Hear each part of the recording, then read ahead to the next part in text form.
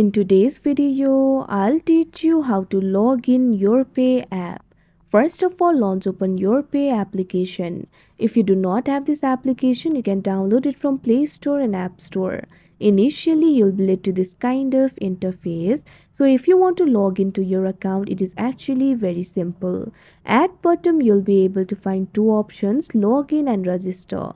Tap on the login option that you can see on the screen. Now once you do that, you'll be able to log in to your account. All you have to do is enter your mobile number, national ID or border number over here. So tap on the field of mobile number. Now enter the mobile number associated with your account. Likewise, enter your national ID or border number over here. Now after you do that, what you have to do is tap on the login option that you can see on the screen. Now after you do that, what you have to do is simply enter your password in order to log in.